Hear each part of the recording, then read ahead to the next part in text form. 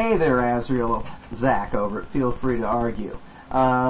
Thanks for taking the time to respond to my comments, and I thought I'd respond to your video, try to keep the discussion going here. You said a lot of things that really got me thinking, and wanted to respond to them, because, I mean, I still think my side's got a little bit of validity to it, so I want to keep discussing these things with you. When we're talking about, at one point you talked about how a group of people submit because they're scared to government. And I think on a certain level this is definitely true. But on the other hand, I think it almost sounds like you're saying that there's nothing for people to be afraid of. And at this point, I can't agree with you anymore. Because my whole point about needing protection from other governments, it's like, okay, if there's no, if all the governments in the world just dissolved overnight, and we had kind of a framework for instant anarchy, that would be fine. But I think that until such time as we have kind of this worldwide anarchy revolution, which literally I think has to happen all at once in order to be effective, I think people will band together because they need protection, because there are real threats out there. And I guess I'm just not going to be swayed on this. I think that, you know, if it wasn't us being militaristic imperialists, that it's going to be somebody else. And you can see, you know, like China preparing maybe to do that. Perhaps, you know, Russia will be the next actor on this stage. I mean, who knows? Maybe even the EU. Who knows who aspires to be the next, you know, global superpower after us? I mean, the after us part's going to be coming pretty soon, I think. But the larger point is that I think we do need some form of protection. I think we do need to bind together, and I don't think there's any way that, you know, anarchy can exist, you know, without protection. Protection, I think, is always going to be called government. I mean, how does the anarchist society protect itself? You know, do you bang a gong in the town square and everybody grabs a pitchfork and runs to meet the enemy? I mean, I think that's fine if you're talking about, like, you know, Russia and the Napoleonic Wars, but I mean, how are we going to deal with that now? I mean, does everybody join, you know, does everybody have, like, a period of service? Does everybody have their own gun and know how to use it? Not just a gun, I mean, like an M16. I think the needs of protecting a society are actually fairly serious. So that's all I have to say right there.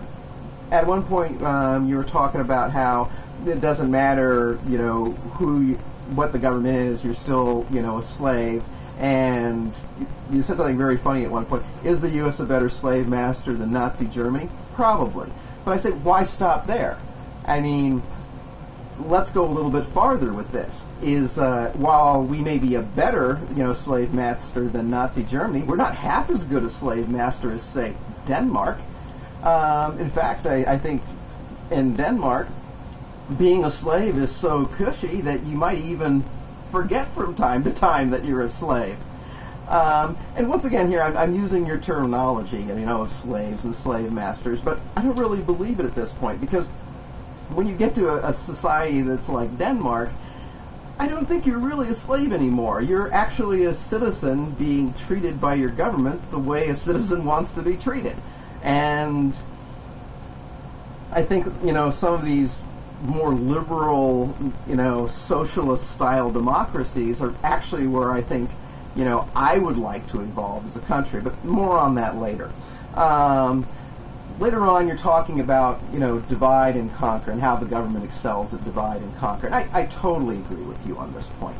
I think the government is always trying to kind of set us up one against the other, rich versus poor, black versus white.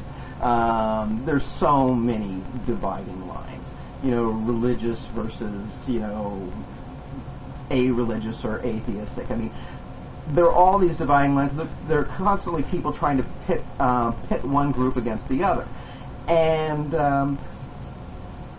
this leads to the kind of situation where we kind of endlessly get mired down in these, like, issues that kind of almost transcend, you know, our ability to deal with them. you know, heavy duty, you know, kind of morally seated issues like, you know, abortion and, you know, paying for birth control, or, you know, elements of like a socialist society. And I think that the real problem, and I think we've had kind of this discussion before in terms of comments on videos, but I think the real answer for that is federalism. I think federalism would like largely not solve all the problems, but it would at least give a range of solutions from people, which people would choose from, which would maximize individual freedom. And I think that if we really were serious about it, if we had the kind of federalism that the Founding Fathers envisioned, where you have a very weak central government and the state governments being very powerful, you'd have all these kind of little individual experiments in democracy, and, you know, people could vote with their feet, and you would have all different kinds of things springing up. So, you know, you'd have, say, like Mississippi would practically be, you know, a Baptist theocracy, and while maybe, who knows, Colorado or, you know, Arizona would become some kind of libertarian, you know, bastion. And who knows, you know, California or Boston would become like a, you know, a socialist enclave, you know, where you'd have a European-style socialist government.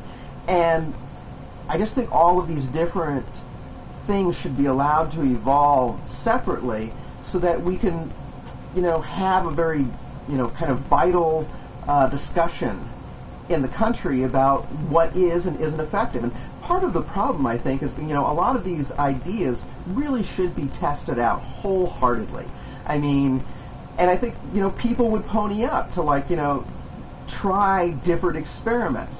You know, all the people who wanted, you know, government to get out of their lives and stop taxing them, and, you know, were willing to deal with minimal services and the interest of like maximizing personal freedom, they would generally congregate in particular states that were like amenable to them, and those tendencies would get stronger and stronger and stronger until those people got to do the experiment exactly the way they wanted.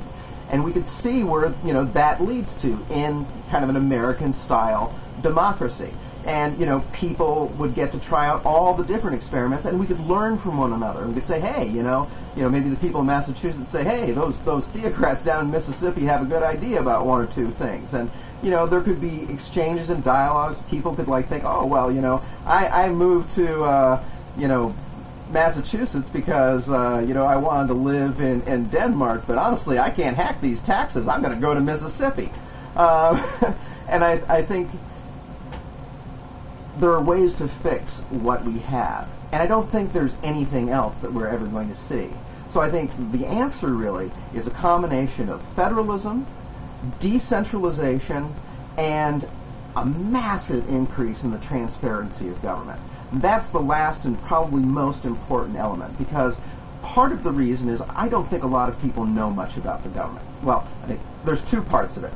You know, transparency and activism, because, I mean, we're not nearly as active as a population in terms of trying to control our government as the Founding Fathers thought we would have to be in order to make this government work. And, you know, it's why they were kind of cynical about our success, our chances for success, and why they made us a republic instead of a democracy. Honestly, they just didn't trust the great unwashed. And, you know, we can see from fairly recent evidence that perhaps, you know, the great unwashed didn't merit a whole lot of trusting. But part of the problem, I think, is just that we've gotten too big. We've gotten too unwieldy, can't be responsive anymore. So I think that with federalism, serious decentralization of power, taking a whole lot of power away from the central government, and really thinking about whether things should be centralized or whether they should be with the states, just something I don't think we do a whole lot of anymore, and increasing transparency and activism, all these things I think can work to fix this broken system that we have. I say broken because I don't think it's flawed. It can be fixed, but it'll take a hell of a lot of work. And honestly, it may be more work than anybody in this country is willing to put in. That's my 2 cents. Thanks for keeping this discussion alive, and I look forward to hearing more from you.